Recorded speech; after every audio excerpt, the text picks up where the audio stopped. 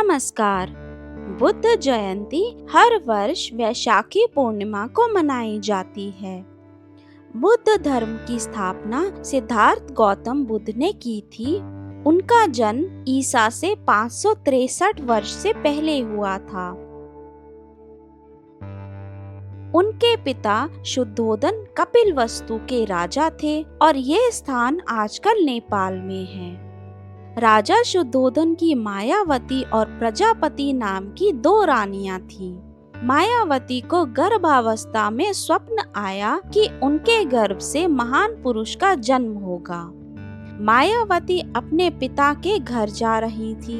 मार्ग में लुम्बिनी नाम के बगीचे में उन्हें पुत्र रत्न की प्राप्ति हुई और वह वैशाखी पूर्णिमा का दिन था। पुत्र का नाम सिद्धार्थ रखा गया।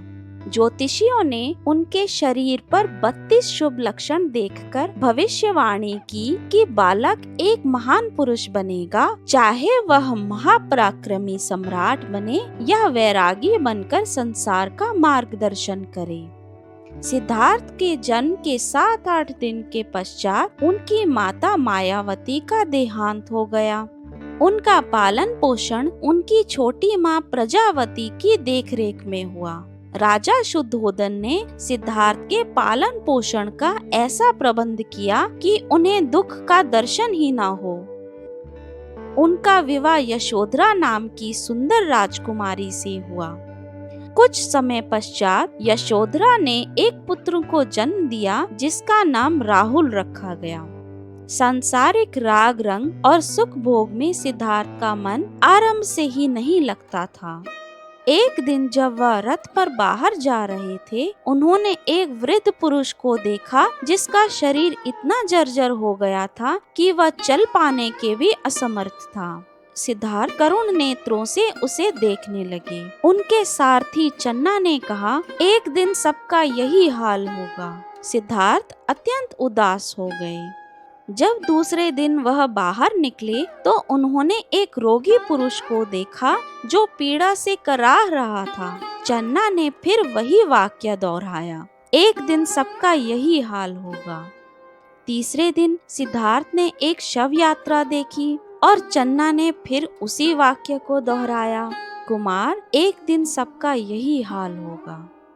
संसार की यह हालत देखकर सिद्धार्थ का मन वैराग से भर गया।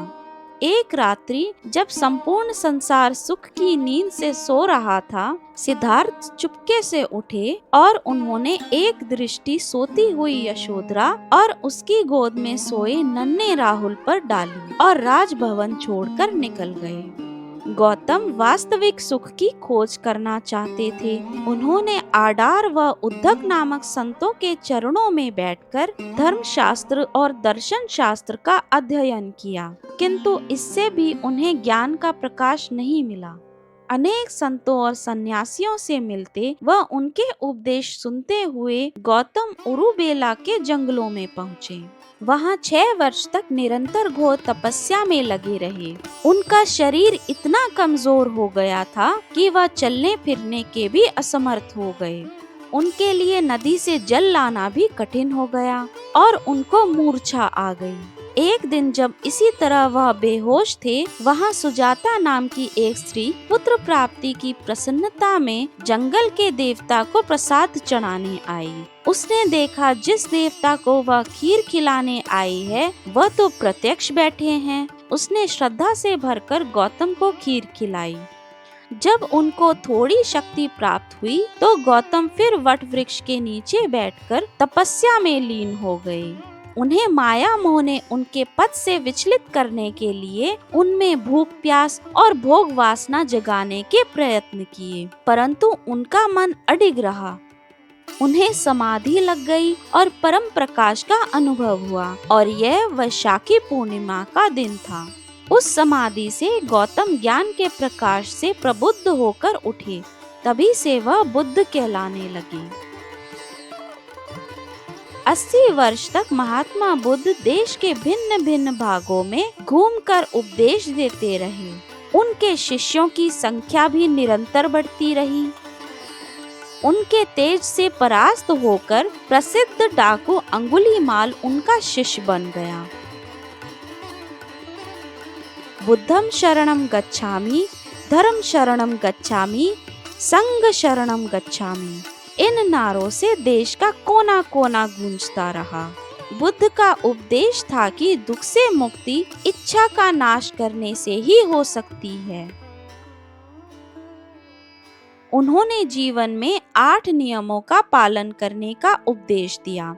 यह 8 नियम हैं: जीव हत्या ना करो, चोरी से बचो, ब्रह्मचर्य का पालन करो, असत्य का आश्रय ना लो, मादक वस्तुओं का सेवन ना करो, भोजन संयमित करो, नृत्य आदि उत्तेजक दृश्यों को ना देखो, भोग विलास के चक्कर में ना पड़ो और धन संग्रह ना करो।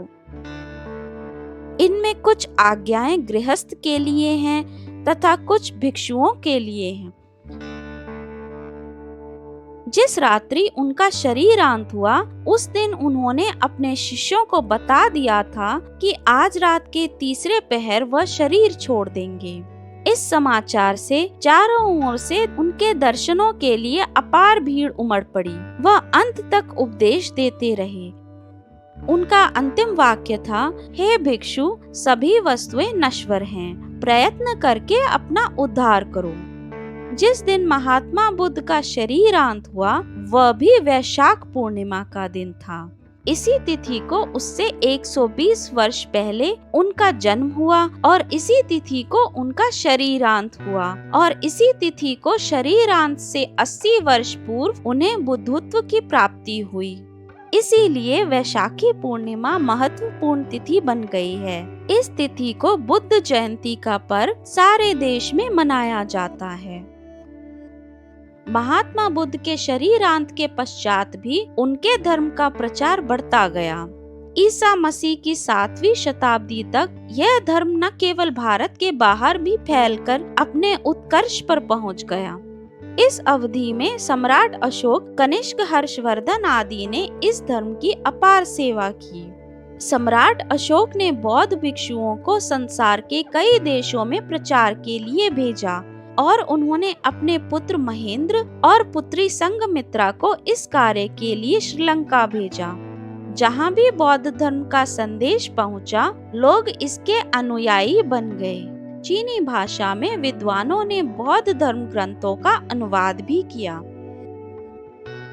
Tibet, Japan, Cambodia, Laos, Vietnam और अन्य देशों में बौद्ध धर्म के भक्तों की संख्या 50 करोड़ से भी अधिक है।